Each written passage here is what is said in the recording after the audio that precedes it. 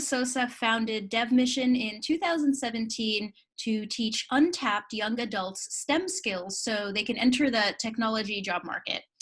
So Leonardo, thanks so much for joining us. We're about 2 months into a shelter-in-place order due to the COVID-19 crisis, and historically, your organization and your training at DevMission has been in person. So how has that changed the work you do and the young people you serve? Give us a little bit of an idea of what's going on now. Great. First of all, thank you for having me today. Looking forward to share some of the best practices we have accomplished with our organization. So yes, due to the pandemic and the shelter-in-place order, our organization back in February started paying attention to what was happening not only in San Francisco, but also across the country.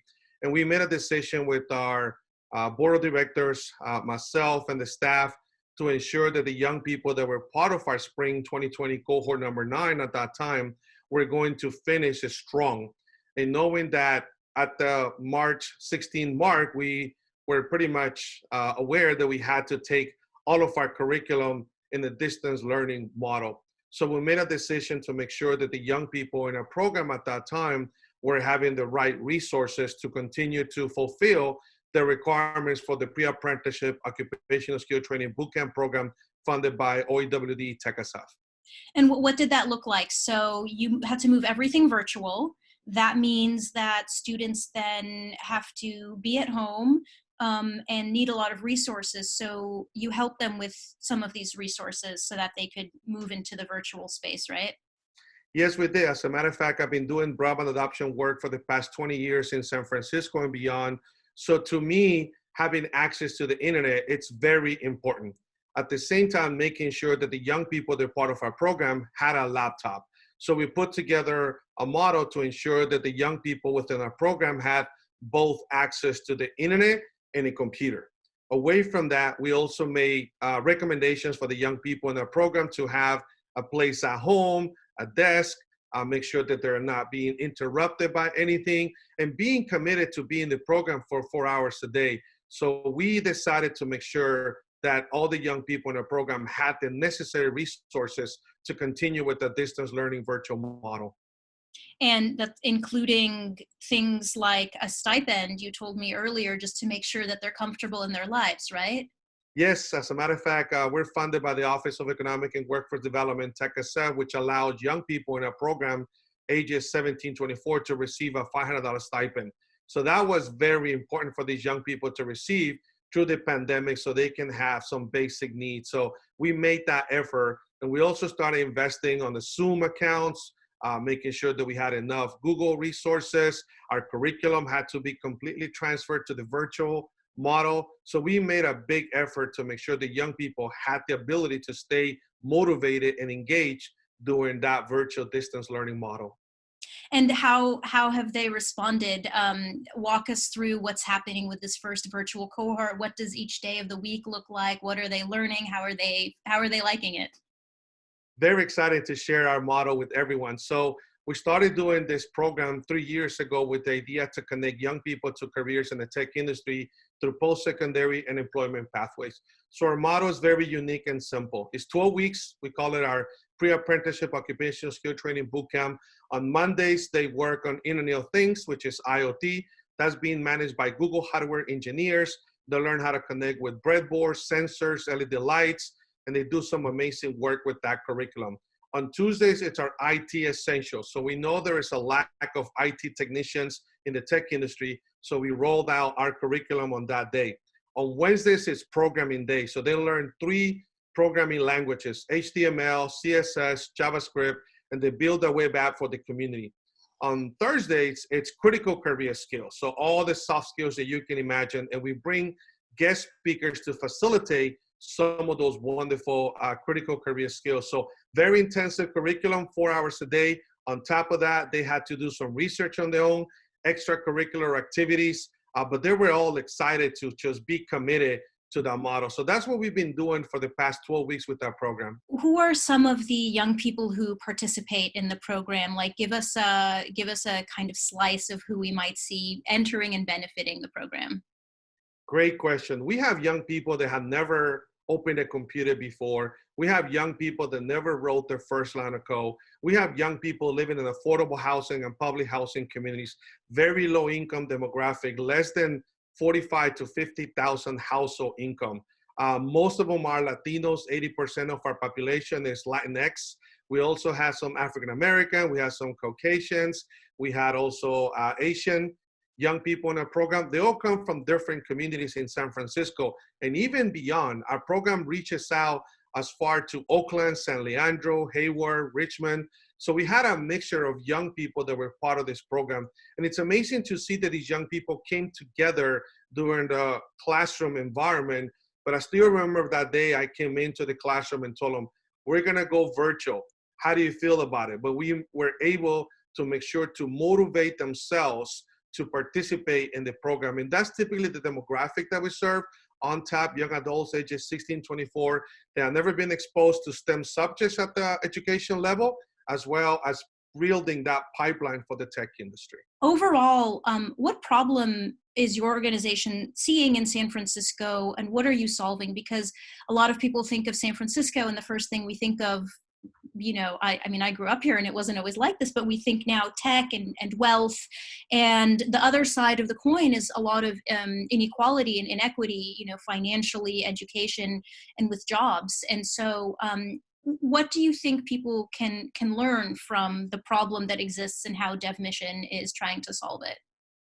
Great question. So as we started this organization back in 2017 with a team of technologists that made it happen, we saw the lack of STEM subjects happening at the high school level. Just to give you some stats, about 80% of parents across the country want their kids to pursue STEM careers, but only 40% high schools across the country teach those STEM subjects. And in San Francisco, there is also a lack of STEM education with those high schools. And I know the Unified School District is making a big effort, and they've done some tremendous work to make that happen.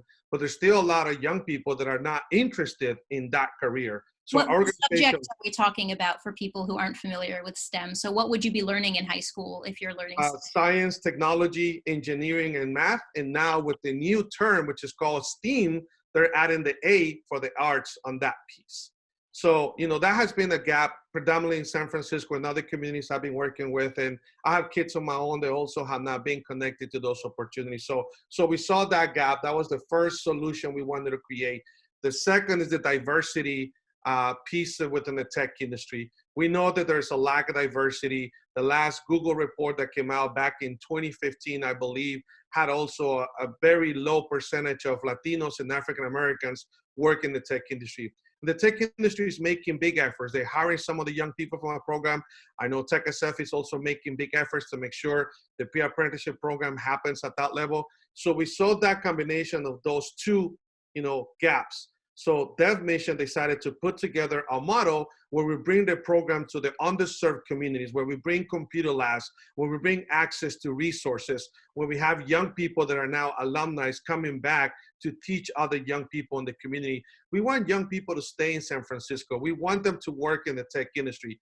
We don't want them to leave. We want them to stay and give back to the community. So that's one of the big challenges that we continue to face. And now when you think about working from home remotely, that's a new environment for these young people, but now we're connecting them to those opportunities as well. So I hope I was able to answer your question, but that's kind of what we've been trying to do with this organization, create this model to solve those actual problems at the education level and at the technology level. Yeah, absolutely. No, that was a really clear description of where San Francisco does have these gaps and a little bit of inequity, especially in the tech industry, wealth, the education that gets you access to these jobs. So it really does look like you're solving for that. And so this was the 9th cohort for DevMission, the one that moved virtually. So tell us over the years or over the cohorts, some of the success stories. Where have these young people gone on to? Since we started this organization, over 150 young people have been part of our program. We have an 82% graduation rate. And as of last week, we have close to 60 young people working in the tech industry through internship, fellowships, apprenticeships, entry-level IT jobs, junior developer jobs. Some of these tech companies are Postmates, YouTube, Airbnb, Monkey Brains, Jones IT. just to name a few of those tech companies that decided to join this opportunity to build a pipeline. Imagine the gap with solving of outsourcing. The tech industry doesn't have to look for talent across the world. The talent is right here in San Francisco, in underserved communities like the Bayview, the West End Addition, the Mission District, Sunnyvale, the Sunset District, you name it. All these young people need is an opportunity. And I want to share a story of a young man by the name of Eduardo Ramirez. Eduardo Ramirez is a DACA youth that came to this country a few years ago. As a matter of fact, he came to Dev Mission because a friend of him at a barbershop told him about our program.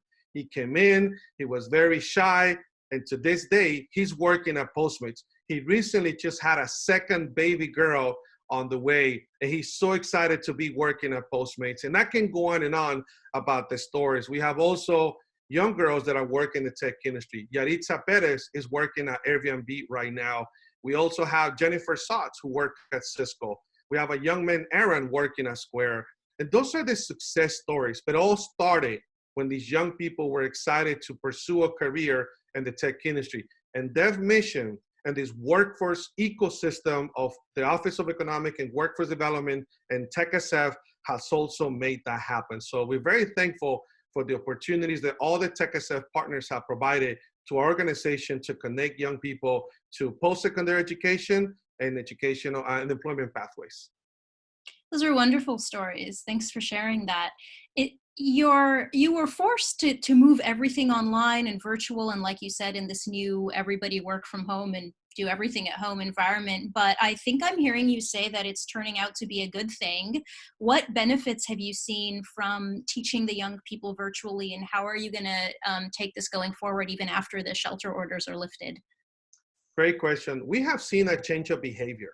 When you think about working from home, right? The tech industry is making those announcements now that you can work permanently from home. And these young people have now the luxury to be at home, to get a cup of hot cocoa, to get some marshmallows, get those headphones on, go through virtual environment like LinkedIn Learning or some other resources that we have been able to provide, some virtual environments so they can continue to get that environment. And it's also a great commitment to see from their families that now they're at home. They don't have to worry about the dangers of going at night from the Bayview to the Mission or from the Mission to Beast Valley. Now they're at home, learning on their own, getting excited, feeling comfortable, setting up schedules so they can be committed to that process. And we also not only have seen that change of behavior, but also the excitement. Not everyone can learn through a distance learning virtual model, but these young people have been really excited to continue to enhance some of the skills that they came in with. Again, young people are very talented. They're the millennials, they're digital natives. They have the technology skills. All they need is someone to come in and believe in them and say, you can build a website, you can take a computer apart, you can be part of a hackathon, you can even be part of the tech industry. And that's all they need. And we have seen that process. So now we're looking forward that this summer, we're gonna launch our virtual program starting on June 8th, all the way to August 14th. And it's interesting that within our website, because of this virtual model announcement, we have seen young people applying all the way from LA, Santa Cruz, Sacramento, Vallejo, Richmond, Santa Clara. Imagine the opportunity now we're creating for this virtual environment where anyone that has access to the internet, access to a computer, and enough relevant content, they can become the next pipeline for the tech industry. So as it happens, the being forced to go virtual, as with so many things that have come out of the creativity that came from this crisis, actually now you can reach more youth further away. They can join from not being just the Bay Area. So that part is pretty amazing. And that's great that you can go forward sort of with this more expanded reach. And just finally to wrap up, I think there's, especially the longer this goes on and the more that we interview and talk to nonprofits, we see that there are people who may be out of a job and have time and they want to volunteer and help because of how good it feels. or people who are maybe more financially secure, housing secure, who want to help out those who maybe need it, or the nonprofits that are offering aid. So what would you say if people love the work that you're doing and they want to help these underserved young people get their start in a career in tech and in STEM education? How can they help? How can people get involved in DevMission? Great. Well, first of all, they can get involved by visiting our website, www.devmission.org, and they can go to our donate page. We're running a campaign right now to provide basic necessities for the young people in our program. And I want to take this opportunity to give a big shout out to the San Francisco Foundation, who gave us a $5,000 grant to support the young people. Last week, I was writing those checks, and literally this week, some of the young people are sending me their pictures, their videos, buying their groceries. And that's a gratifying feeling through this pandemic. But away from that, we need volunteers, we need mentors, we need computers, we need laptops, we need desktops. Twitter gave us a donation about a week ago, and we continue to get donations from other tech companies because, like I mentioned at the beginning, we need access to computers, especially right now with what's going on. So I encourage everyone that wants to give back to our wonderful organization. Don't give back to DevMission. Give back to the young people that are working tirelessly to become the next generation of tech talent. Every dollar counts. So anything that you can provide, we're here. If you want to reach out to me, my contact information is on the website. But I also want to thank you, Bayvac, and everyone that has made this interview possible, because without you, the message will not be delivered out there. So thank you for this opportunity. Hey, we're so happy to hear about all of the good work that nonprofits are doing. I mean, it's everything from youth, career services, homelessness, food insecurity, the arts. And so thank you so much for all of your work, for taking the time to tell us everything you're doing, and for having such a great program and pivoting so fast to serve the young people. Thanks again, Leonardo, for talking to us.